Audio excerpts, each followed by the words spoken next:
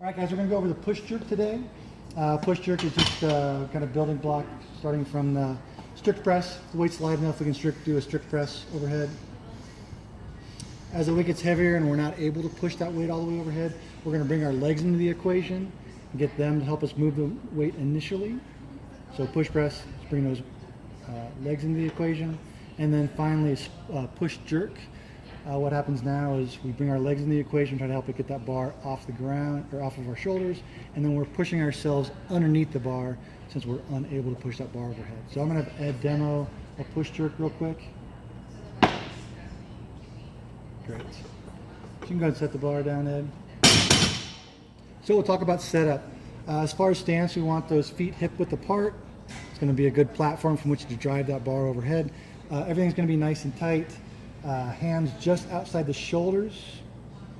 Setup's pretty much going to be the same as a strict press or a push press. Bars resting on your shoulders. Got those elbows not quite as high as a front squat. So a little lower. Tight midsection. And then we want to make sure that bar, we've got that thumb wrapped around the bar. So a closed grip. Great. From there, same thing as a push press, we're going to do a little bit of a dip. Keeping that torso nice and tall. Knees drive out, we drive that torso straight down. Go ahead and stand back up, Ed. We're gonna get that good rapid hip extension to get that bar, to get a good pop off the shoulders. So we do a quick dip.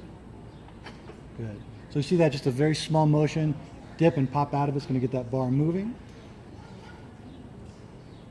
After that drive, we're gonna press ourselves down into a partial squat. And then we're gonna stand ourselves all the way up. So what this movement allows us to do is it allows us to use our arms and our legs to get that bar up as high as we can get it. We push ourselves down underneath the bar, and then we use our strong legs to continue pressing that bar up to a full overhead movement. At the finish, just come on over to the side. And can have you do one more. We're going to finish just like a strict or a push press with the bar stacked up over the shoulders, over the hips, over the legs, and the head pushed out in front of the bar. One more. Great. Go ahead and set the bar down. Let's go over a couple faults on this, guys. So, movement pattern being out of sequence. We want to drive those hips, get that full extension, and then press ourselves underneath that bar. What's going to happen here is Ed's going to start pushing a little early. So when that happens, we're not getting that full power out of our hips. We're losing power by pressing too early. So make sure we get that hip drive first, then press with our arms. Not getting a hip full extension. Good. So you see Ed never really got those hips totally open, didn't get quite as tall as he can. We're just losing a little bit of power there. As the weight gets heavy, sometimes we start landing a little too wide.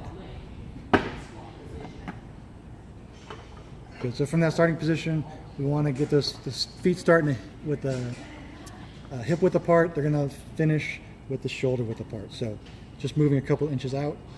And then lazy landing, not locking it out overhead. So we don't want to make this movement any harder than it has to be. We don't want to press that weight overhead. The idea is to press ourselves down into a locked arm position and then stand ourselves up. And then finally, not standing all the way up. Ed's going to drop the bar a little early. That would be a no rep. So make sure we stand the bar all the way up. All right.